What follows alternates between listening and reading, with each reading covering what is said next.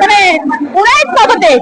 এখন জিজ্ঞেস করতে হবে কেন পদত্যাগটা, কালকে এত বড় একটা ঘটনা ঘটে গেছে যেটার কারণে পুরা বাংলাদেশের সবাই মানুষই মানে মানে মেন্টাল ট্রমাতে আছে বলতে গেলে এক ধরনের। সে এত কিছুর মধ্যে একজন শিক্ষার্থী পরীক্ষা দেওয়া কোনোভাবেই মানে হয়ে উঠছে না সেটা, কিন্তু শিক্ষা মানে শিক্ষা উপদেষ্টা রাতের 3টা পর্যন্ত আমাদেরকে কোনো ধরনের নিউজ দেয় না যে পরীক্ষা হবে কি হবে না। আমাদেরকে এক ধরনের বিভ্রান্তিতে রাখছে। একজন শিক্ষার্থী সকালে পরীক্ষা দিবে, সে রাতের 3টা পর্যন্ত অনিশ্চিত যে তার পরীক্ষা হবে কি হবে না। উনি চাইলে আমাদেরকে এই সংবাদটা বিকালের মধ্যে দিতে পারতো, উনি দেয় নাই। এটা এক ধরনের অমানবিক আচরণ করেছে উনি আমাদের সাথে, যেটা আমার দ্বারা মানে আমরা এক্সপেক্ট করি নাই।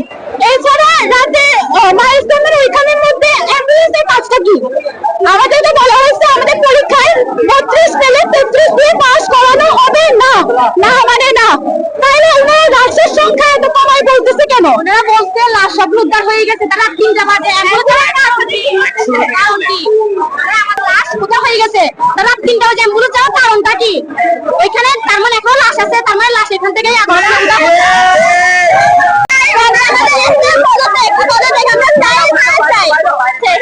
আমরা এখনো তো শিক্ষা উপদেষ্টার পদত্যাগের দাবিতে আসছি। আমাদের দাবি আছে আমাদের পরীক্ষার কিছুদিন আগে যে রুলগুলো দেওয়া হয়েছিল, যে নিয়মগুলো দেওয়া হয়েছিল, ওই নিয়মগুলো যাতে আমাদের উপরে চাপিয়ে দেওয়া না হয়। আমরা যাতে অন্তত পক্ষে আগে একটু সময় পেলে আমরা ওইসব নিয়ম মানতে পারতাম। আমাদেরকে সময় দেওয়া হয়নি, যার কারণে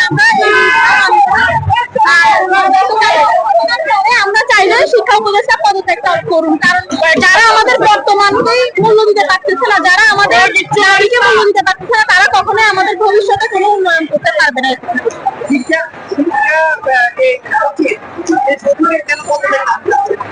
কারণ হচ্ছে যে তিনি সবকিছুর জন্য তিনি তো নির্দেশ দিবেন, তাই না? তো সেক্ষেত্রে আমরা যতবারই তাদের কাছে উত্তর চাইছি, তারা আমাদেরকে উত্তর দিচ্ছেন না, উল্টা মানে আমাদেরকে বুঝাতে চাচ্ছে যে আমাদের দোষ, আমরা পড়ালেখা করি না, সব দিক থেকে তারা আমাদের উপরে দোষ দিচ্ছে। কিন্তু তারা সব দিক থেকে দোষ দিচ্ছে শিক্ষার্থীর, কিন্তু শিক্ষার্থীরা যে সব দিক থেকে দোষী তা তো না, সমান, দুই দিক থেকে কিন্তু সমান আছে। আমরা যেরকম দাবি চাচ্ছি তারাও তাদের নির্দেশগুলো দিচ্ছে, একটা সমঝোতার মাঝে আসা যায়। একটা সমঝোতা করলে আমরাও খুশি, তারাও খুশি। অবশ্যই শিক্ষার্থীদের দাবি মানতে হবে, আমরা তো আর অযৌক্তিক কোনো দাবি করছি না, কিন্তু তারা আমাদের কোনো কথার উত্তর দিচ্ছে না। আমাদেরকে সোশ্যাল মিডিয়া থেকে দূরে থাকতে বলে তারা আবার সেই সোশ্যাল মিডিয়াতে রাতে 3টা বাজে উত্তর দিচ্ছে যে পরীক্ষা হবে না।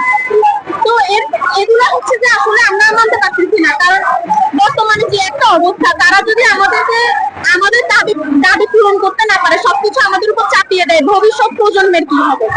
আমরা সেই আশঙ্কার কারণে আজকে এখানে আসছি।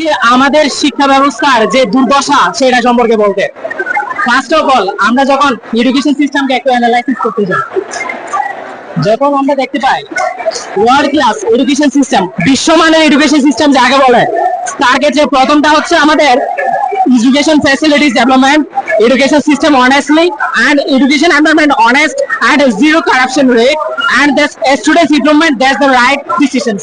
এর পরবর্তীতে আমরা যখন এই কাজগুলো যখন ডেভেলপ করব, তখন একটা শিশুর উপর আমরা অ্যাপ্লাই করতে পারবো যে একটা শিক্ষা ব্যবস্থার সিলেবাসটা, আপনারা সিলেবাসটা করছেন একরকম, পরীক্ষা ব্যবস্থা করছেন একরকম, কোন নির্দিষ্ট কোন সিস্টেমেটিক নাই।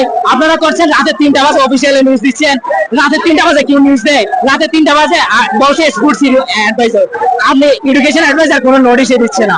আর রাতে 3টা বাজে 5 ঘন্টা আগে কিভাবে স্টুডেন্টকে বলা হচ্ছে আপনার এক্সাম কালকে হবে না, আপনি প্রশ্নটা তাদেরকে ছুটে দেন। এডুকেশন সিস্টেমে কোথায় আজ দাঁড়িয়ে এডুকেশন নীতি নির্ধারকরা, আমার IMF এর একটা রিসার্চ পেপার থেকে বলে, ওই রিসার্চ পেপার করতে গিয়ে আমি যখন জানতে পারলাম বাংলাদেশের এডুকেশন সিস্টেমে প্রায় 90% স্টুডেন্ট বাধা মুখস্থ করে যায়।